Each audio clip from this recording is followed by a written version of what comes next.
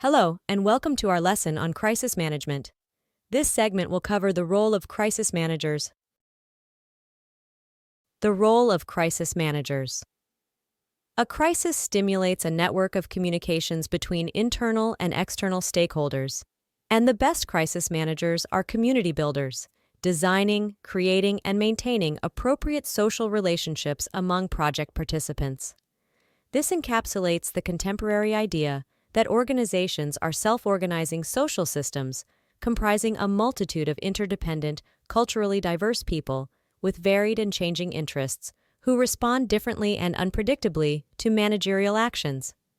From this perspective, management is no longer seen as a mechanical, regulatory activity designed to control some objective and static scene, but as a social activity that involves coordinating purposeful individuals who are embedded in complex and constantly changing social networks.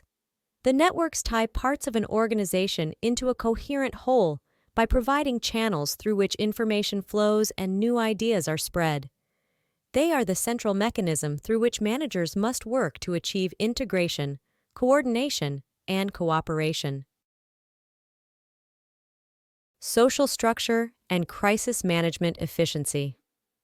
The concept of centrality explains the link between the structure of people's relationships and crisis management efficiency.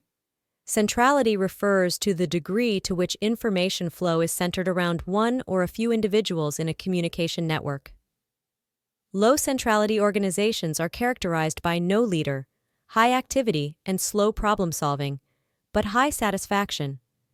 In this type of organization, when the problem complexity increases, the efficiency of various patterns completely reverses. The central person becomes overloaded with information, and peripheral people are less willing to accept the solution offered by the central person.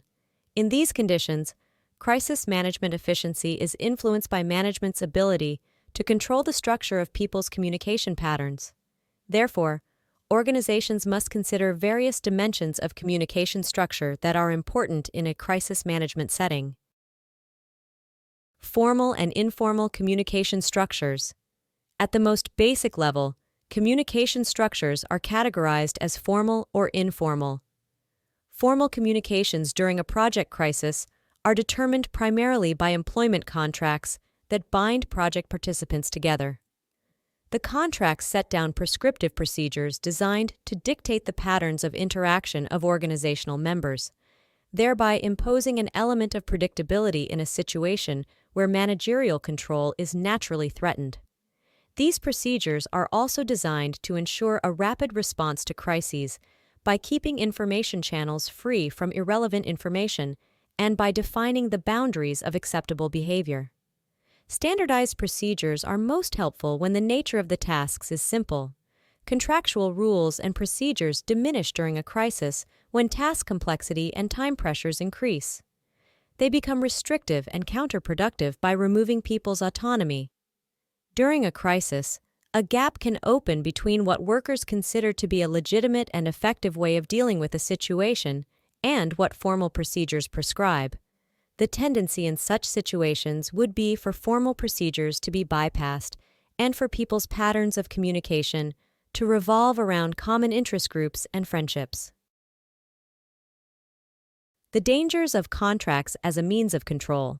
The network of communications that emerges in response to a project crisis has a significant informal element that could be dangerous if managers rely too much on contracts as a means of control. Contracts, however well drafted, are no substitute for good management. Managers facing a project crisis must ensure that formal procedures complement informal systems and recognize that a successful outcome may depend on their willingness to release people from potentially restrictive rules and procedures. By considering the possibility of crisis situations, managers may choose to include the emergency option as an intermediate step in making traditional contracts more flexible with a minimum risk of exploitation. In essence, the emergency option is a separate clause that can be legally incorporated into traditional project contracts, enabling parties to mutually agree to opt out of normal contractual procedures for a specified period in order to cope with a crisis. If one party abuses this trust, Then there is a facility for any party to unilaterally return the project to a formal mode. Organizational groups and factions. Groups perform many important functions during a crisis, such as enabling people to solve tasks of much greater magnitude and complexity than they would be able to tackle alone. Groups also provide for people's social, identity, and belonging needs, and can represent an important source of power in negotiations.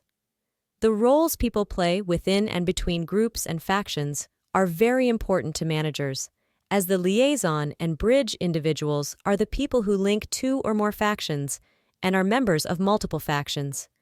Liaisons and bridges perform important linkage functions in organizations, and their removal destroys its connected unity. Their identification by a crisis manager is particularly important because they can be used to prevent communication breakdowns and to mediate among groups of opposing interests. The dangers of groups. While groups can perform many useful functions during a crisis, they can also be at their most dangerous. Groups can have a capacity for producing a special, subtle tyranny that can damage communications, slow down decision-making, produce compromised decisions, and suppress creativity and innovation. There is also a powerful influence a group can exert over its members.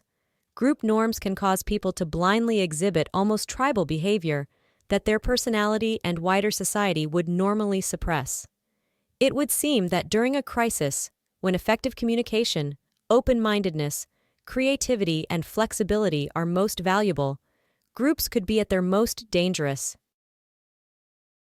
This is the end of this segment of our lesson. In the next segment, we will continue discussing the role of crisis managers. This course is presented to you by South Europe College. Thank you for listening, and see you on our next segment.